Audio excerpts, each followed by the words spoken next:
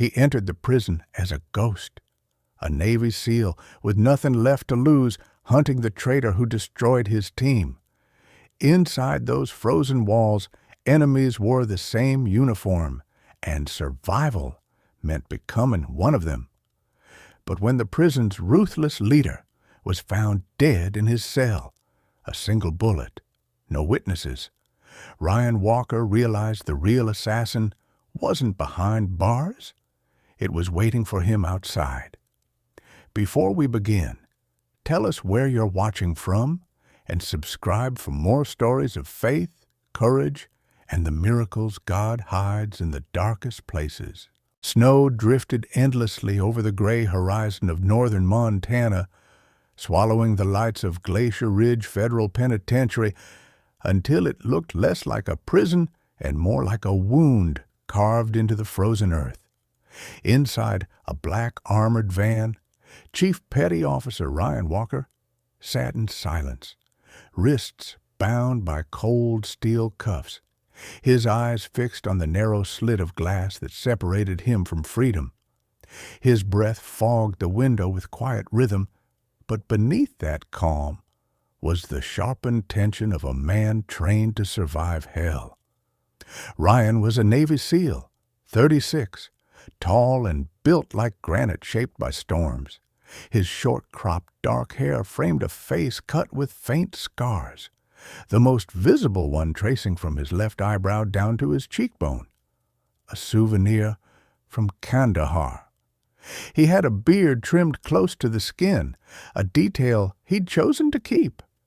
It made him look less like an officer and more like a man who'd stopped following rules. Beneath the surface calm of his gray eyes, a fire smoldered, rage chained to discipline. His mission was simple in words, impossible in nature. Infiltrate Glacier Ridge disguised as a convict to expose the traitor who had sold out his SEAL team during a covert operation in the Middle East. The man responsible had erased 12 soldiers, one of them Ryan's closest brother-in-arms. What the traitor didn't know was that Ryan was alive and hunting. Before entering, Ryan had worn the full tactical winter uniform of a Navy SEAL, a digital camouflage of muted gray and forest green, the pattern blending perfectly into the frost-bitten terrain, a weatherproof vest in burnt tan, heavy with ammunition pockets and scars of use, black combat gloves molded to the shape of his trigger finger, and boots that had seen both sand and snow. It was a uniform of a warrior until it was stripped from him, replaced by the dull, coarse fabric of a prison jumpsuit. The uniform had carried authority. Now he carried anonymity. Outside the prison gates, a lone German shepherd waited under the supervision of a military handler. His name was Shadow, a 5-year-old male with a deep russet coat fading into black along his spine, his ears sharp and constantly alert. Shadow's eyes, amber and intelligent, never left the van that carried Ryan. He had been Ryan's K-9 partner for 3 years, trained to detect explosives, track scent trails across miles of desert, and, more importantly, read human emotion. To Shadow, Ryan's scent carried conflict, determination laced with the quiet ache of guilt. The mission rules forbade the dog from entering the prison. It was too dangerous, too conspicuous. But Shadow would remain close, stationed at the facility's outer grounds under a fabricated security training assignment. Ryan had made him a promise, silent but sacred, that they would both leave this place alive. The van stopped. 2 correctional officers opened the door, one tall and pale with a crooked nose and the tired air of someone who had seen too many monsters, the other younger, jittery, hiding fear behind loud authority. The elder's name tag read Officer Briggs. He was in his 50s, with a heavy jaw dusted in gray stubble and eyes like dull coins, untrusting and pragmatic. "Another one for the icebox," he muttered. The younger Coleman had freckles, buzzed blonde hair, and the enthusiasm of a man trying too hard to prove he belonged. Ryan said nothing. He let them pull him out into the wind, his boots crunching against frozen gravel.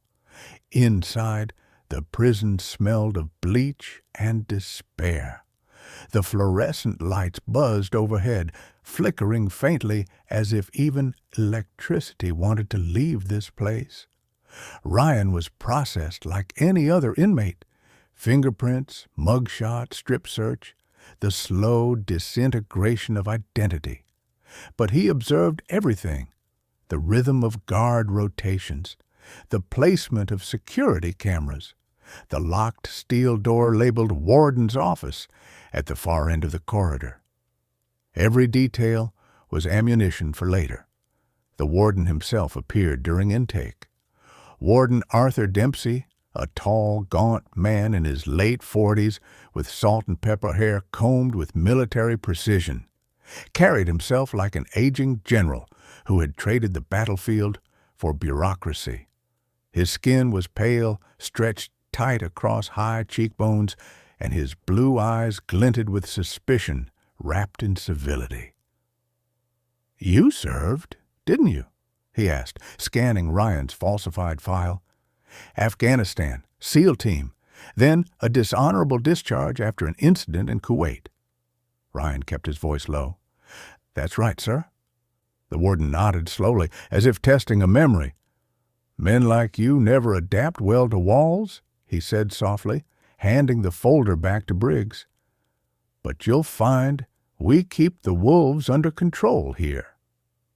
Ryan's cell was a narrow coffin of concrete with a small barred window that looked out into nothing but swirling snow. The silence pressed down on him like a second sentence. He sat on the edge of the cot, his mind turning over the facts. His mission handler, Admiral Grant Cole, had arranged this infiltration, claiming it was the only way to expose the leak that had destroyed Ryan's team. The betrayal still haunted him. 12 men gone, one dog howling over the wreckage of their convoy. Ryan's chest tightened at the memory. He wasn't here for revenge. He was here for truth. Yet even truth had begun to feel poisonous. Hours later, during his first meal in the mess hall, Ryan got his first real look at the wolves Warden Dempsey had mentioned. The room hummed with quiet hostility, men with tattoos crawling up their necks, bodies marked by violence and boredom. Among them, one figure stood out, a massive man with arms like cables and a beard that reached his collarbone, his shaved head gleaming under the lights. "Brock Hensley," the inmates whispered, "a former mercenary commander turned criminal warlord inside these walls. He had run black ops for the enemy during the Middle East campaigns, now serving life for war crimes that couldn't be proven in court." His eyes, cold and yellow-gray, locked on Ryan the moment he entered. A scar curved down Brock's lip like a permanent sneer. Ryan felt it instantly. The predator's attention. He carried his tray, feigning the weary indifference of a broken man. But inside, his pulse steadied to the rhythm of strategy. To expose the traitor, he had to reach Brock. To reach Brock, he had to become useful. That night, lying in the narrow bed, Ryan listened to the groan of pipes and distant shouts. He closed his eyes and imagined Shadow out there, breathing under the same moon. The connection between man and dog wasn't sentiment. It was survival. Shadow would wait, and he would act when called. For now, Ryan was alone, surrounded by walls and enemies disguised as guards, criminals, and ghosts. He pressed a hand to his chest, where beneath the jumpsuit a small patch of fabric remained sewn to his undershirt, the insignia of his SEAL unit. tattered but intact. He whispered into the cold air, "For you, brother, I'll find the one who did this." Outside, beyond the barbed fences and floodlights, Shadow lifted his head, ears pricking as if he had heard. The hunt had begun. The next morning arrived cloaked in a sullen gray that pressed down on Glacier Ridge like a warning. Snow fell in slow, heavy flakes, each one dissolving into the barbed fences and concrete walls. Inside the yard, the world was muted. The only sound was the rhythmic scrape of boots against frozen earth and the occasional clang of a distant gate. Ryan Walker stood among them, wearing the same faded gray prison uniform as every other man in the yard, his broad shoulders slightly hunched to appear smaller, weaker. His mind, however, was sharpened steel. He had spent years learning how to hunt, but today his survival depended on learning how to look like prey. The air smelled faintly of metal and antiseptic, the scent of control. Ryan scanned the crowd subtly. Around him were dozens of inmates, each bearing the same hollow-eyed fatigue.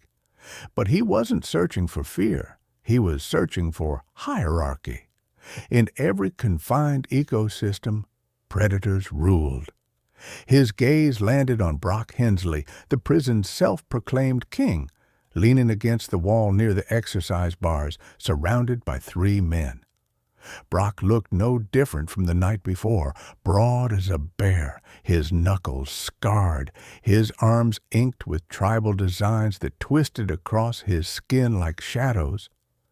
His voice carried in low, deliberate tones, the kind of authority that didn't need volume to command fear. Ryan knew that to get close he needed to be noticed, and not as a rival, but as something useful. He remembered the lesson of infiltration drilled into every SEAL. Blend, adapt, survive. To approach Brock directly would be suicide. To ignore him would be invisibility.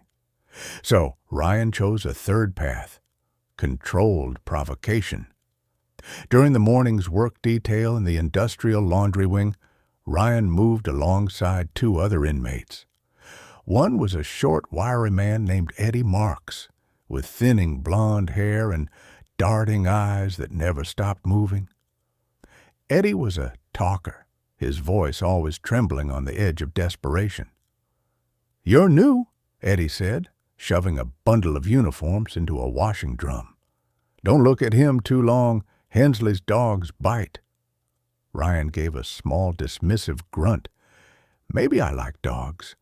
Eddie froze, staring, then chuckled nervously. "You won't. Not after you meet his second." His second appeared minutes later. Marcus Doyle, known inside as Doyle the Butcher, was Brock's lieutenant, a slab of muscle wrapped in tattoos and arrogance. He was in his early 40s, bald with a jagged scar that ran from his scalp down to his neck, as if someone had tried to carve him open and failed. His left eye was clouded, a milky ghost that made his stare unsettling. Doyle walked with a slight limp, the aftermath of a bullet wound sustained years earlier during his time as a mercenary in Syria. He was the kind of man who smiled only when someone was bleeding. "Laundry boy," Doyle barked, slamming a basket onto the table where Ryan worked. "Fold. Those right, or I'll fold you." The room went silent. Eddie shrank back. Ryan looked up slowly, meeting the half-blind stare without blinking. "Maybe teach me how you like them folded," he said, his voice calm. For a heartbeat, Doyle seemed confused. Then he smirked, leaning close until Ryan could smell the sour tang of sweat and tobacco. "You've got a mouth, new fish. Let's see if you've got teeth." That was all Ryan needed. The fight came sudden and brutal. Doyle swung first, a quick jab meant to test. Ryan ducked, letting the punch whistle past his ear, then retaliated with just enough force to look reckless but not lethal. He allowed himself to stumble against a machine, feigning pain, drawing Doyle in. The older man grinned, sensing dominance, and struck again. This time, Ryan took the hit deliberately. A cut lip, a bruise blooming along his jaw. He hit the ground hard, just as the guards rushed in with shouts. Doyle stood over him victorious and spat on the floor. "Welcome to Glacier Ridge," he sneered, before the guards dragged them apart. That afternoon, the story of the fight spread like wildfire. By dinner, Ryan's reputation had transformed. He was no longer invisible. To the prisoners, he was reckless but brave. To Brock Hensley, he was interesting. The mess hall that night was alive with noise. Ryan sat alone at a corner table, his tray untouched. The bruise on his jaw throbbed, but his eyes were fixed on the reflection in the stainless steel tray across from him. A shadow approached. "You've got nerve, rookie," a low voice said.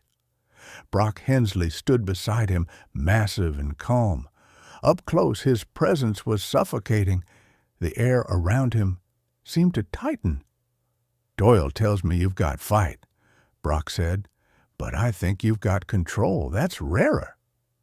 Ryan looked up, pretending uncertainty. "Just defending myself." Brock chuckled, a deep, rumbling sound that carried no humor. "Self-defense gets you killed here. I like men who attack when cornered." He sat across from Ryan, sliding his own tray aside. "Name's Brock. You were military?" It wasn't a question. "Kinda shows." Ryan met his gaze evenly. "Was," he replied.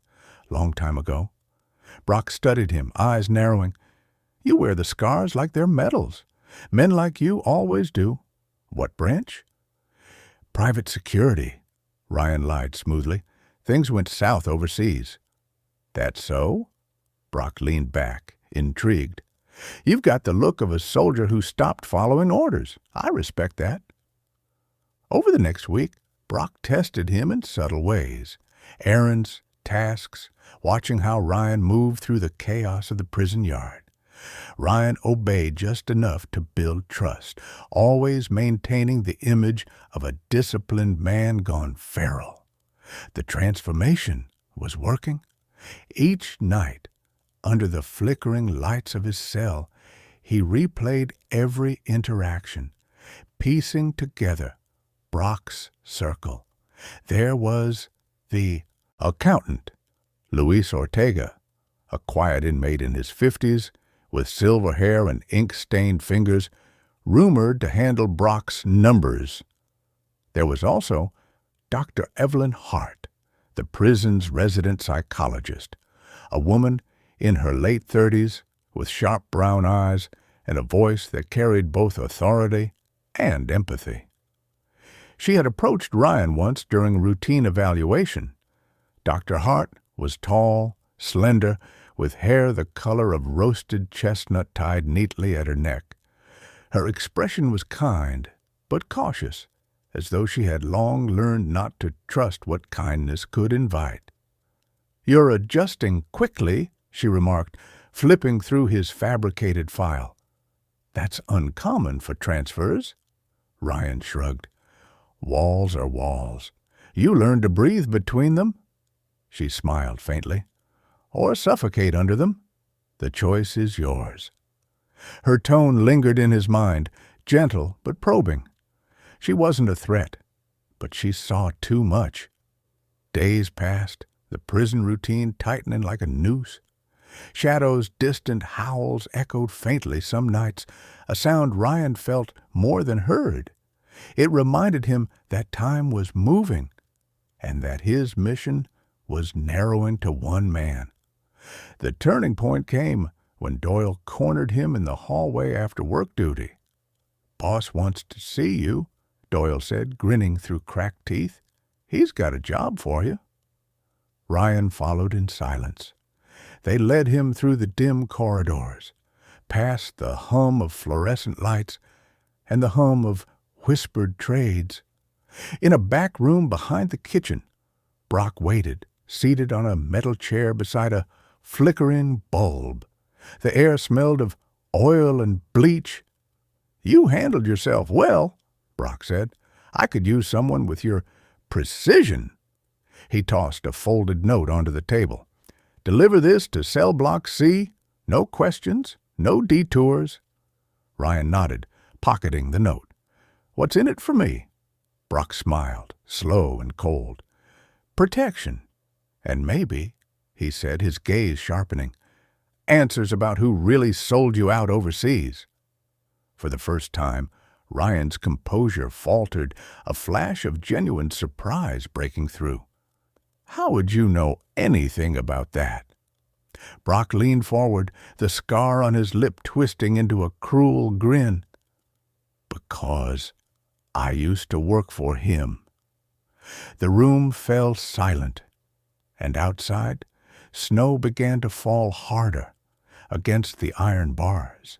Night fell over Glacier Ridge like a heavy curtain, turning the prison yard into a maze of dim orange light and long, trembling shadows.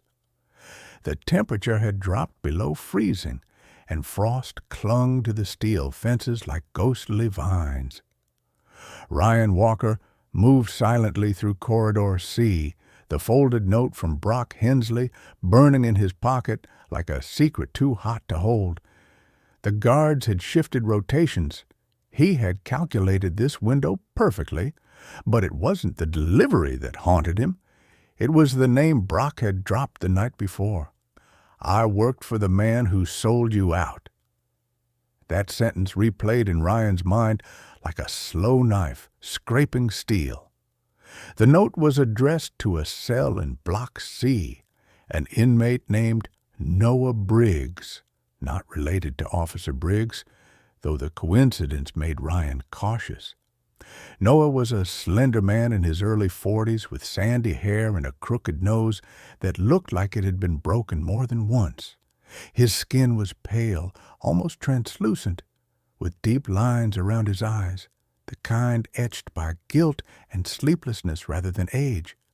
He was known as the Scribe, a man who could read, write, and forge anything for anyone. But what made him feared wasn't his skill. It was his silence. Noah didn't talk. Ever.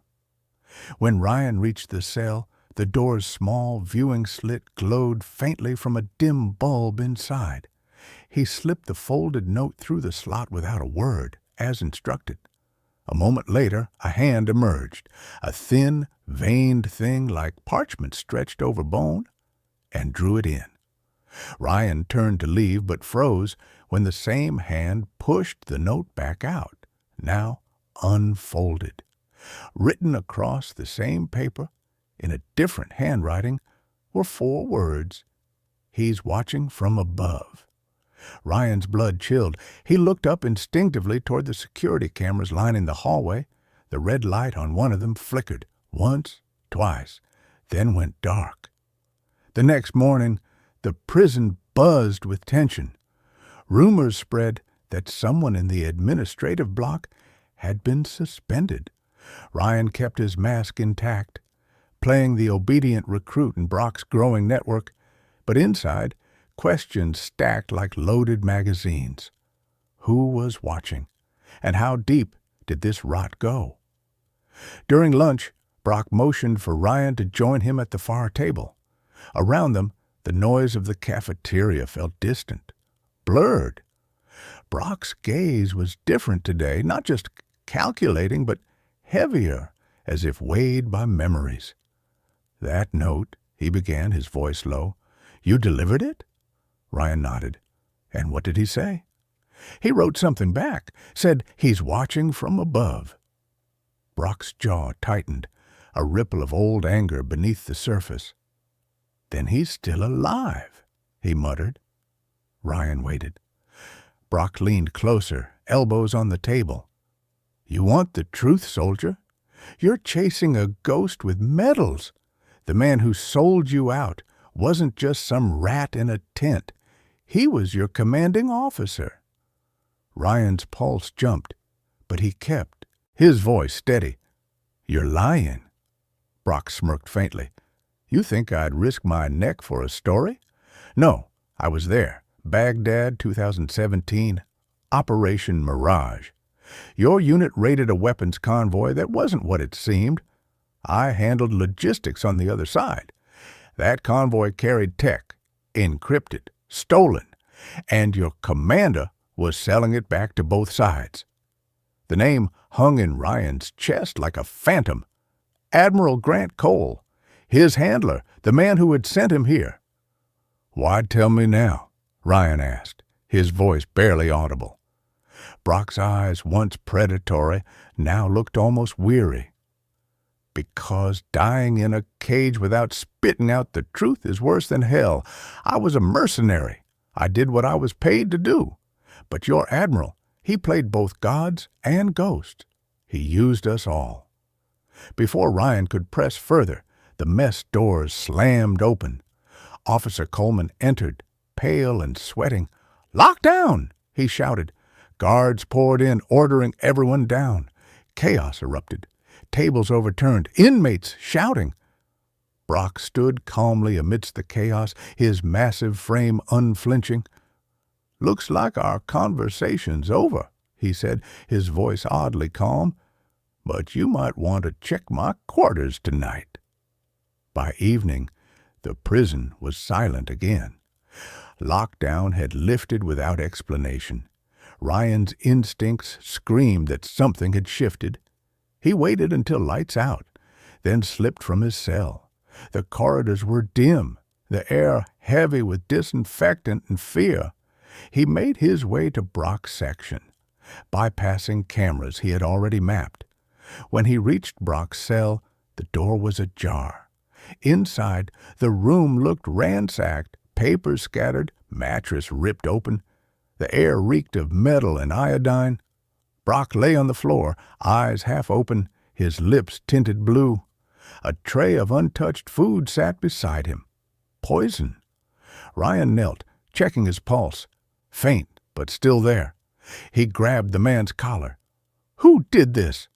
Brock's voice was a rasp, barely audible. "You were right. He's inside the system, not outside." Ryan's stomach turned cold. "Who?" Brock's gaze flicked toward the ceiling vent, then froze.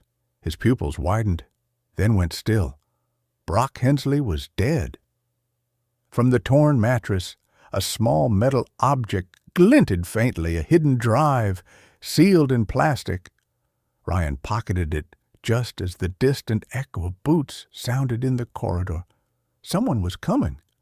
He slipped out, heart hammering, and took the maintenance route back to the upper levels.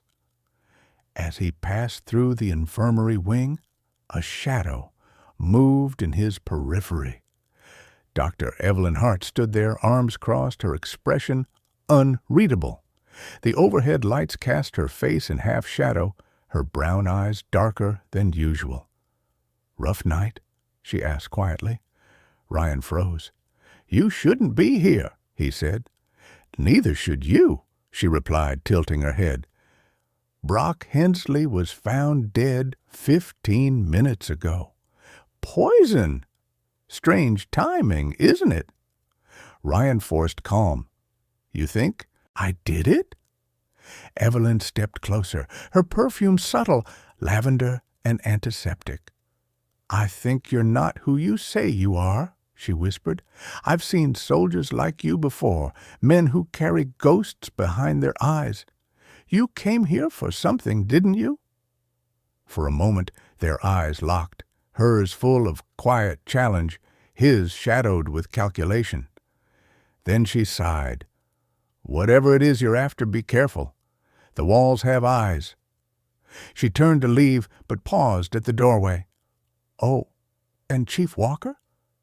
She used his real title deliberately. "You might want to keep your dog closer." She disappeared down the hall, leaving Ryan standing in frozen silence. How did she know?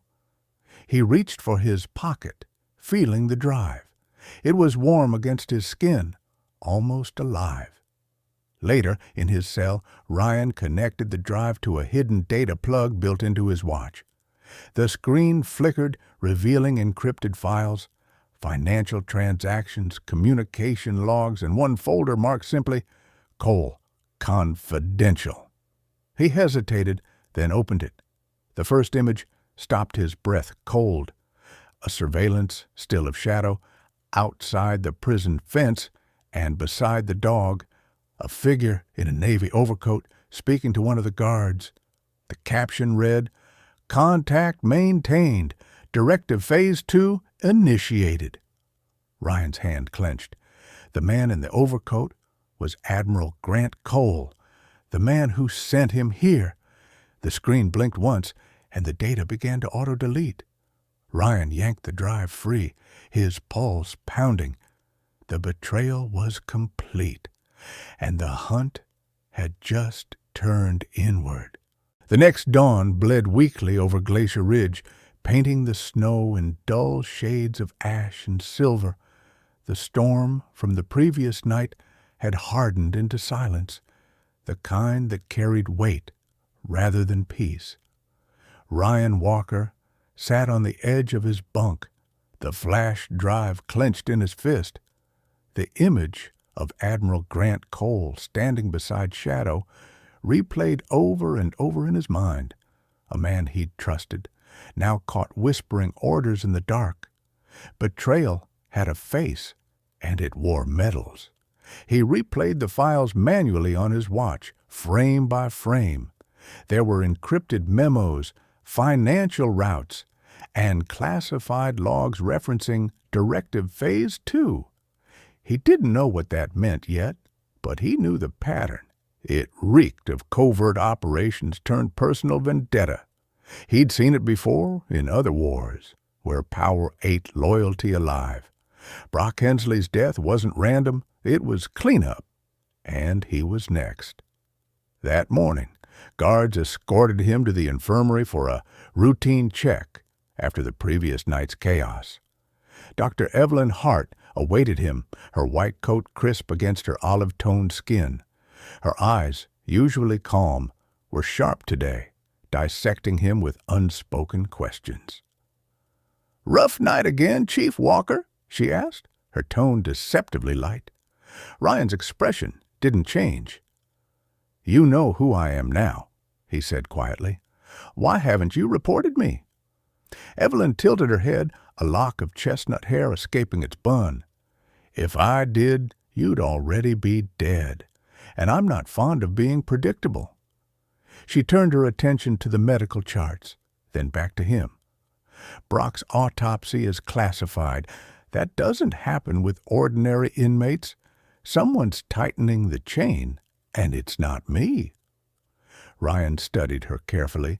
She wasn't afraid, but there was something brittle in her defiance, a controlled fear of the system she served.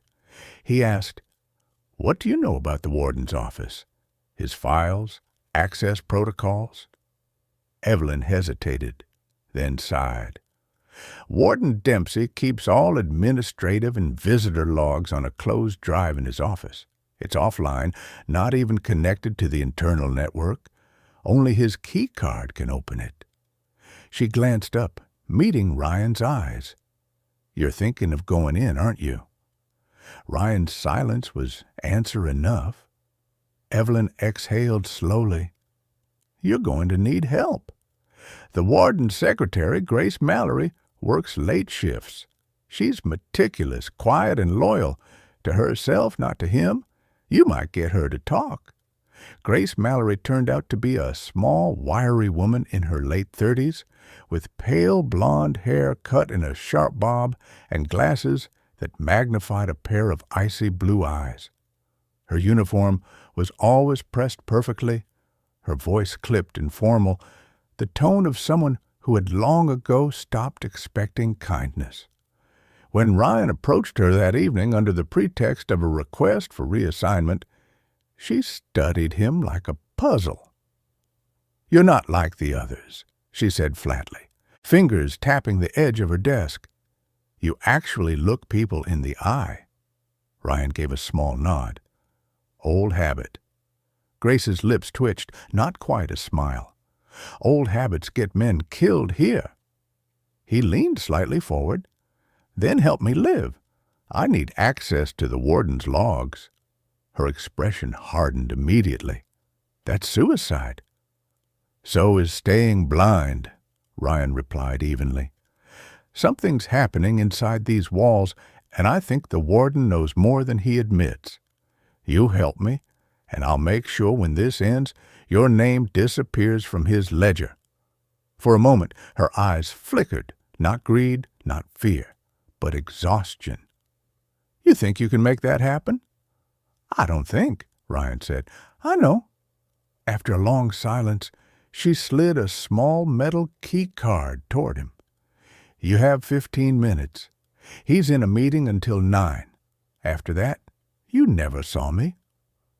The warden's office sat at the far end of the administrative block, guarded by thick oak doors and the faint hum of surveillance. Inside, the air smelled of leather and dust, an office too pristine for a man who ruled over chaos. Ryan moved quickly, plugging the drive into the offline system. The monitor blinked alive, demanding authorization. He bypassed it with a code Brock had once muttered in passing, Midway 42. The system opened like a wound. Inside the directory were hundreds of archived reports, transfer records, inmate profiles, visitor entries. But one folder stood out, Cole directives. Ryan opened it, scrolling through correspondence marked Top Secret. One file contained encrypted transcripts between Admiral Grant Cole and Warden Dempsey. The messages were cold, methodical, their tone reeking of manipulation. Walker is to remain under observation, one read.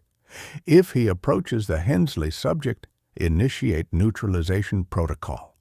Do not allow external interference. Another, dated 3 days ago, said simply, Phase 2 confirmed. Extraction of asset SH-1 scheduled upon incident trigger. Ryan's blood froze. SH-1, Shadow. They weren't just watching his dog. They planned to take him. He was still absorbing that when a soft click echoed behind him. Ryan turned sharply. Warden Dempsey stood in the doorway, his face unreadable, a pistol in one hand and a folder in the other. I was wondering how long it would take before you started digging, Dempsey said, his voice calm but coiled.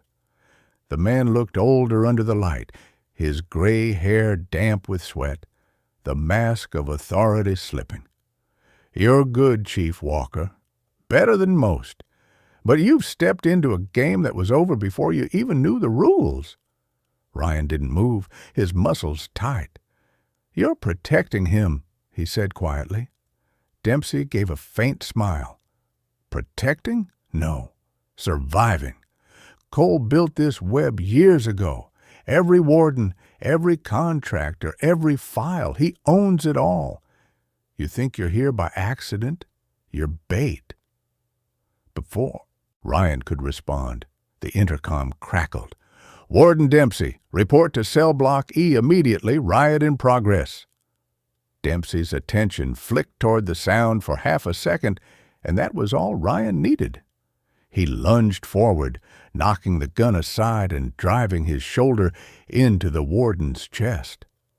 The weapon skittered across the floor.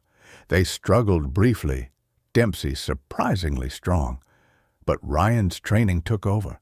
In a quick twist, he pinned the older man against the desk. You're going to tell me everything, Ryan hissed. Dempsey's breath came fast. You won't have time, he said, smiling through the pain. He's already here. An explosion rattled the building, shaking dust from the ceiling. The alarms blared, red lights flooding the room. Ryan released the warden and bolted toward the window. Outside, smoke rose from the outer yard. Cell block E was on fire. The riot was a distraction, and someone had planned it perfectly. Ryan ran through the corridors, the smell of burning cloth and metal thick in the air. He could hear gunfire in the distance, rubber rounds, guards shouting commands. He reached the west wing just in time to see through a narrow slit in the door a black SUV speeding past the outer gate, escorted by military personnel. In the back seat, a cage. Inside it, Shadow. The realization hit him like a blade. "They've taken him," Ryan whispered. The sirens wailed louder, drowning out thought. He turned, running toward the yard exit, only to be met by Dr. Evelyn Hart emerging from the smoke, coughing, her white coat streaked with soot. "They're pulling out," she yelled. "Who?" Ryan demanded. Evelyn grabbed his arm, eyes wide. "The ones wearing navy patches. They're not guards." Another explosion thundered outside, and the world went white for a moment. When Ryan's vision cleared, the SUV was gone. Evelyn was gone. The riot was spreading like wildfire. Somewhere in the chaos, the warden's voice echoed faintly over the intercom. "All personnel, contain the breach. The seal is compromised." Ryan looked up through the smoke-filled yard, his face hardened. The betrayal was complete. They had taken his partner, burned his cover, and turned his mission into a trap. But as the snow began to fall again, coating the flames in soft white, he whispered into the wind, "I'm coming for you, Shadow." The war wasn't over. It had just come home. Smoke hung over Glacier Ridge like a low-gray ceiling, thick enough to sting the eyes and mask the blood on the snow. The riot had spread beyond control. Shouts, gunfire, and alarms blended into one relentless storm. Ryan Walker moved through it like a ghost, his body low, movements deliberate. His prison uniform was half burned, his face streaked with ash. The only thing that burned brighter than the fires was the thought of Shadow locked in that black SUV. He could still see the reflection of the cage, the amber eyes behind the bars that had never known fear, until now. The outer wall had collapsed near the west yard, giving Ryan his first shot at escape. He ducked behind a ruined guard tower where flames licked the concrete, scanning for weapons. Luck found him in the form of a fallen officer, young, barely 20, with freckles and a bullet wound through his shoulder. His name tag read Jensen Miller. Ryan crouched beside him, voice low. "Stay still, soldier." Jensen's eyes widened. You're the SEAL," he stammered, half in awe, half in terror. "They said you were dangerous." "Then you better start believing it," Ryan said, pulling the officer's sidearm from its holster. "You want to live? Forget you saw me." Jensen nodded weakly, fear and respect tangled on his face. Ryan slipped into the service corridor, leading to the loading docks. The walls trembled from the explosion outside. He knew the base too well now. Every hallway had become a map, etched in his memory. Ahead, the sound of boots and orders barked through radios told him security reinforcements had arrived. Not prison guards, military. He pressed himself against the cold wall and risked a glance. If 4 men in winter tactical armor moved down the hall, rifles ready, helmets marked with the insignia of Naval Security Division, the same branch under Admiral Cole's control. Their leader, a tall man with a shaved head and a scar running through his left eyebrow, barked orders. "Secure the perimeter. If the SEAL is spotted, use lethal force." His voice carried authority and impatience. This was Captain Reed Kessler, Cole's ground enforcer, a career soldier turned loyal hound. Reed was in his early 40s, his features chiseled and severe, the kind of man who mistook cruelty for control. His gray eyes were steady, predatory. Years ago, He'd served under Cole during Black Ops in Eastern Europe, where his unit had been accused of civilian casualties that were later erased from the record. That incident had hardened him, made him fanatically loyal to authority and blind to morality. Ryan recognized the type instantly, a soldier who'd traded conscience for command. Ryan waited until the squad passed, then moved the opposite direction. He needed to reach the roof access, the only place with the signal strong enough to contact the outside. If Cole's operation was running this deep, he couldn't fight it alone. He needed eyes beyond the walls. As he climbed the service ladder, faint tremors shook the metal beneath his hands. The snow outside was falling again, thick and relentless. The cold hit him like a slap when he burst through the rooftop hatch. He was met by chaos below, vehicles burning, floodlights flickering, smoke twisting into the night sky. For a brief second, he thought he saw Evelyn Hart being escorted by 2 guards across the yard, her white coat streaked with soot. She turned once, her gaze meeting his across the distance. No words were exchanged, but the message was clear. Run. He ducked behind a ventilation unit and pulled out his watch terminal, connecting the flash drive. The data corruption had stopped at 80%, enough to retrieve something.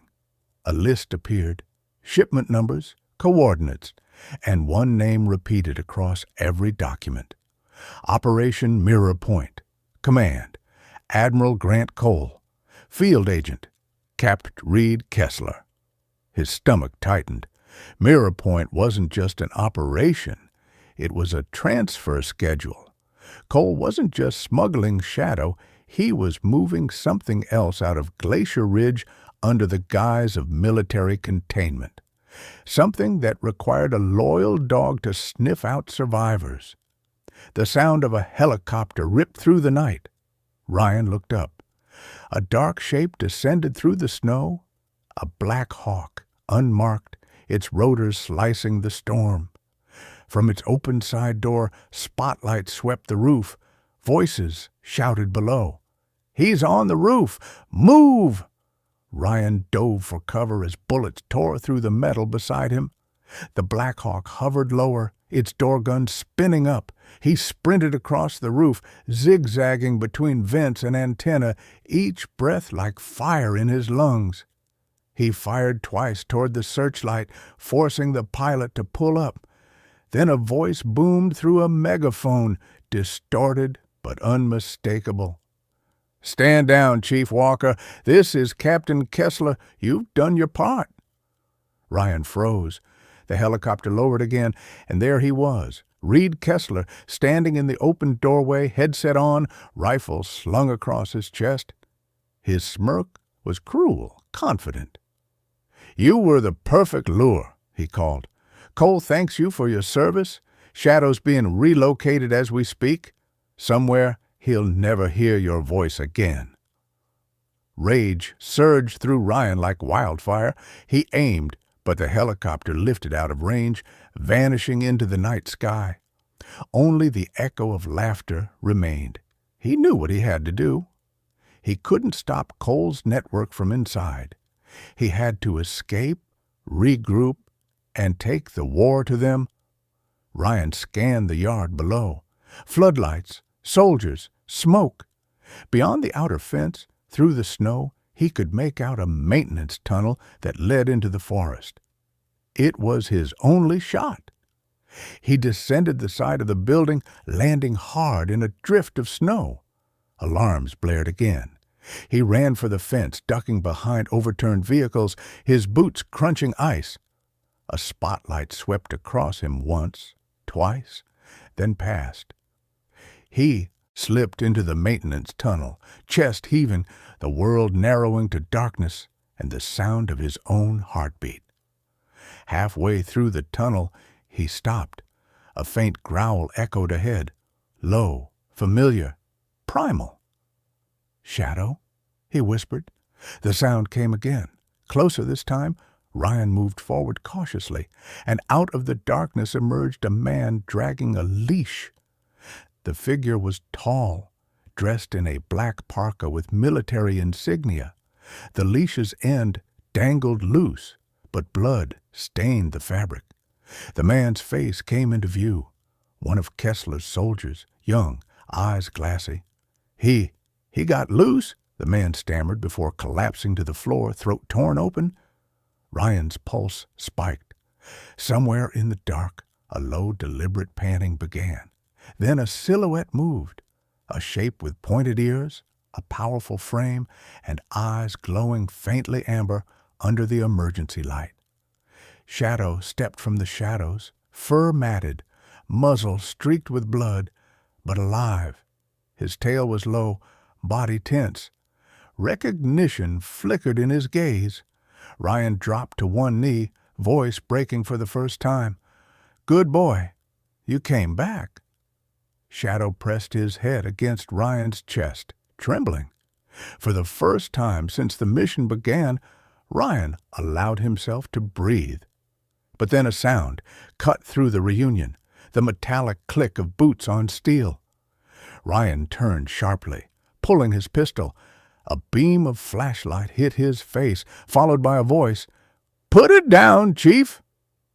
From the tunnel entrance stood Dr. Evelyn Hart, her expression unreadable, her coat replaced by a dark tactical jacket bearing the insignia of Naval Intelligence. The badge glinted under the dim light. "I told you," she said softly. "The walls have eyes. I'm one of them." Ryan froze, Shadow growling low at his side. Evelyn's hand hovered near her weapon, but her eyes, those sharp, intelligent eyes, held something between sorrow and resolve. "Admiral Cole wants you alive," she said, "but he didn't say in what condition." The wind howled through the tunnel's mouth, carrying snow like ash. The hunter and the hound stood between light and shadow, betrayed once again, but this time the battlefield was clear. Snow swallowed the horizon, turning the Montana wilderness into a vast white void. The wind howled through the abandoned forest road as Ryan Walker moved silently beside Shadow, their breath rising in synchronized clouds. The tunnel behind them had collapsed in the riot's aftermath, sealing off Glacier Ridge and the past it represented.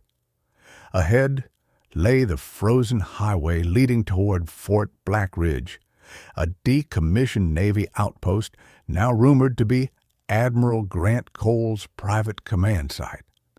Ryan had no proof left, only instinct and fury. Every step he took was a promise, no more running. Shadow trotted ahead, his amber eyes scanning the dark, his fur still matted with streaks of blood, but his gait sure and determined. The German shepherd was exhausted, yet unbroken, every muscle tight with purpose. Ryan reached down, brushing the dog's neck. "We finish this together, partner," he whispered. The dog's tail gave one brief, resolute wag. The night deepened as they neared the outskirts of the base. The complex rose from the snow like a black fortress, chain-link fences crowned with razor wire, floodlights cutting through the blizzard. Guard towers stood like sentinels, their rifles glinting under the moonlight. Ryan crouched behind an old truck carcass and surveyed the defenses through his binoculars. 2 patrols, rotating every 7 minutes. Motion sensors along the east fence.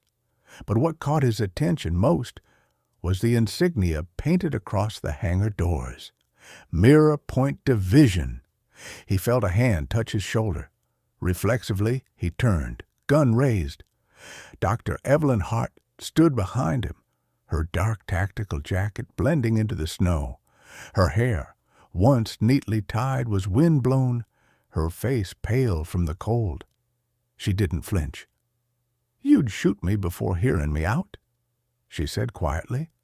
Ryan's expression was ice. You lied to me. You worked for Cole." "Worked," she corrected, her tone laced with exhaustion. "Past tense." Ryan's jaw tightened. "You expect me to believe that?" Evelyn took a slow step forward, lowering her weapon and holding up a small device. A data transmitter. "I downloaded Cole's command orders before the riot. He's not just moving intel, Ryan. He's relocating bioweapon prototypes seized during Operation Mirage. Shadow wasn't just bait. He was part of it. Cole used him to detect the viral container's scent signatures. That's why he needed him alive." The words struck harder than a bullet. Ryan's mind flashed to every mission, every briefing Cole had led with that calm, fatherly authority. The betrayal was now monstrous in scale. "Why tell me this now?" Ryan asked. Evelyn's eyes softened with something like guilt. "Because I saw what he did to men like you. Loyal soldiers turned into pawns. I won't be part of it anymore." Ryan studied her face, the trembling breath, the frost on her lashes. Maybe she was lying. Maybe she wasn't. But she looked like a woman haunted by choices she couldn't undo. "Then help me finish it," he said. Together they crossed the perimeter during the patrol shift, moving like shadows through the storm. Inside, the base was a skeletal maze of steel corridors and humming generators. Shadow led the way, nose twitching, ears alert. They passed rows of crates stamped with biohazard warnings and sealed containers labeled Project Mirror Point. The deeper they went, the stronger the hum of machinery became. At the heart of the facility, behind reinforced glass, they found him, Admiral Grant Cole. The man stood tall and commanding despite his years. His silver hair was neatly combed, his uniform immaculate, his posture still that of a man who believed in control. His eyes, a piercing blue-gray, met Ryan's through the glass. For a heartbeat, neither spoke. Then Cole's lips curved into a faint smile. "Chief Walker," he said through the intercom, his voice calm as a winter tide. "You've exceeded expectations. Truly." Ryan's finger twitched over the trigger. "You betrayed 12 men, Cole. You turned my mission into a slaughter." Cole's tone didn't waver. "Collateral necessity. You think I wanted their deaths? No. But progress demands sacrifice. What I'm building here will save more lives than it ever costs." "You call that salvation?" Ryan snapped. "You built a weapon that kills everything it touches." Cole's expression hardened. "We built deterrence. You were never meant to understand policy, Chief. You were the instrument. Loyal, efficient, disposable." Shadow growled low, sensing Ryan's rising fury. Evelyn stepped closer to the control panel, her fingers trembling above the switch that could open the containment gate. Cole noticed. "Ah," he said softly. "Dr. Hart, I see guilt suits you poorly." His gaze cut through her like glass. "You told him everything, didn't you? You think that redeems you?" Evelyn's jaw set. "No, but it ends with me." She slammed the override key into the slot. Alarms erupted, red lights flashing across the facility. The containment seals disengaged with a hiss, releasing the magnetic locks on the inner lab. Cole turned sharply, drawing his sidearm. Ryan fired first. The bullet shattered the glass between them, the sound deafening. Cole fell back, wounded but alive, blood spreading across the pristine white floor. Shadow lunged forward, bursting through the broken frame, teeth bared. The Admiral tried to aim again, but the dog hit his arm, knocking the pistol away. Ryan followed, crossing the debris with a soldier's precision. He grabbed Cole by the collar, dragging him upright.